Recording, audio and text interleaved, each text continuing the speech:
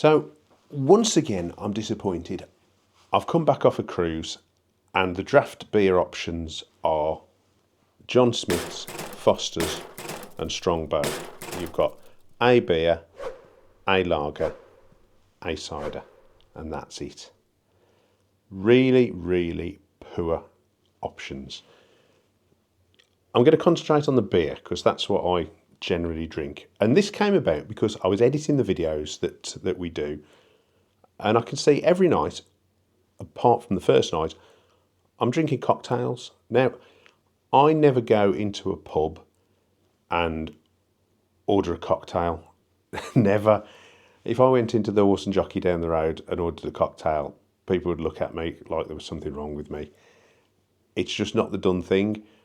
So, yeah, I get it. You're on holiday, so try something different. But I would like the option, particularly on a 2-week cruise, to just do what I would normally do, drink what I would normally drink, and have some of the choice that I would do if I was going to the local pub. But unfortunately, you don't get that. Generally, on a lot of cruise lines, you get very poor choice. Or if there is choice, it runs out really quickly. We went on Virgin and I was quite excited about it because it looked like there were a bunch of draft beers on board. None to be seen. They ran out really quickly.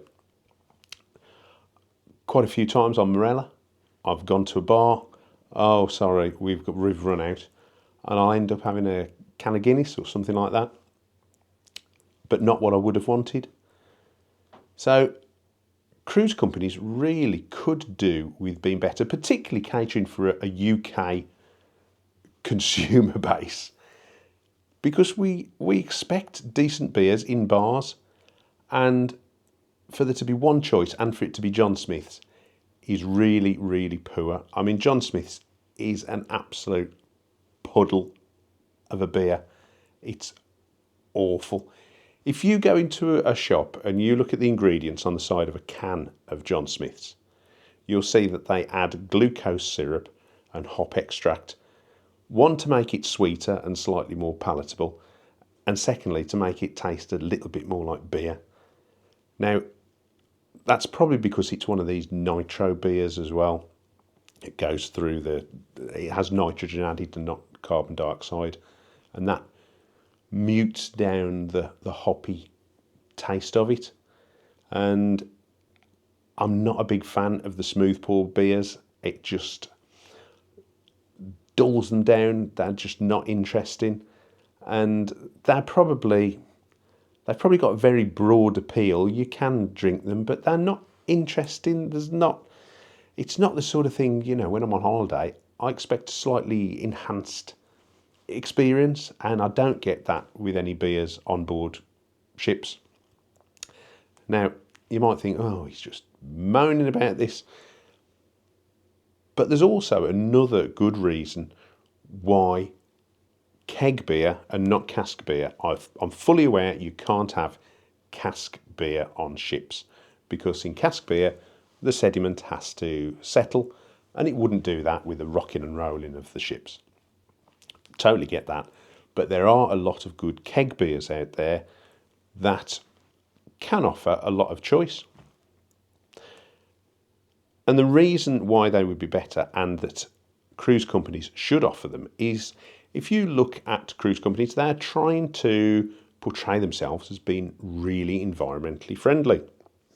And they've got their little targets that they're setting, they're trying to work towards. That it might be that all their ships are going to electric so that they can plug in when they get to a port. A lot of the ports still don't have plug-in electrics, but the ships are all configured for it. But when you look at the targets, some of them are kicked down the road till 2050, and they're aspirational targets. And it makes you think, are they ever going to get there? Because the people who are in charge now are going to be long retired and gone. It's a difficult question, I know. But coming back to beer, keg beers are 40% less responsible for emissions than normal packaging of beers in terms of cans and bottles. So that's a start for your environmental friendliness. Also, the polyethylene kegs reduce carbon emissions by over 90%. So that, again, is great. We could be drinking beer on cruise ships and doing our bit to save the planet. Wouldn't that be wonderful? Now, it's not all bad news, because last year we went on Cunard and I tried their flight of beers. There's Cunard Gold, Cunard Red and Cunard Black, which is sort of like a stout. The red is sort of a stronger bitter, and the Cunard Gold was a hoppy Pilsner type beer. And they were all really good. My favourite was the Cunard Gold, but it does show that it can be done. It is possible. And I'm thinking, is there anything we can do about this? Should we be contacting the cruise companies and writing an email or putting up some sort of a protest about increasing the offer that they've got on ships, because it is really dull. You can go on and you can order one of 50 cocktails, you can order one of 20 different whiskies, you can have one of 50 different wines, but in terms of beer and draft beer, to offer one is just wrong in this day and age, in my opinion. Do you disagree with me? Am I just whinging?